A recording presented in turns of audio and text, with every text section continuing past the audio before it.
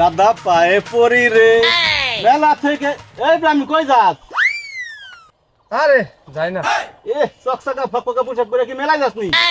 না রে, মনটা ভালো না। কে বন্ধু ভালো নাকি ভাই? নতুন পোশাক পাঞ্জাবি পরে কই যাস? মেলায় যাসনি? না রে ভাই, মনটা ভালো না।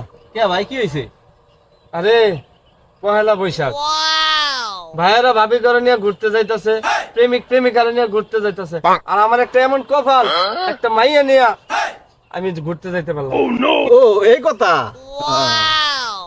দাদা পায়ে পড়ি রে মেলা থেকে বউ এনে দে। হ্যাঁ ভাই, কি গান কইলি? কে তুই শুনোস নাই?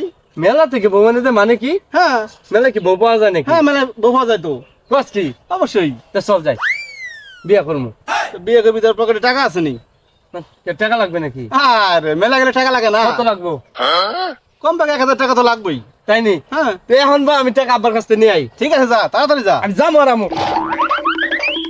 এই, এই যে 1000 টাকা আব্বার পকেট থেকে নিয়ে এলাম। ও টাকা নিয়ে আইছো? চল মেলায় যাই, বউ নিয়ে আসি।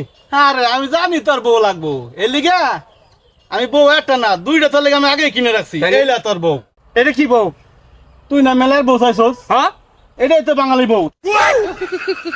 শালা পুতুল ধরে 1000 টাকা নিয়ে গেলি। ওরা কেন?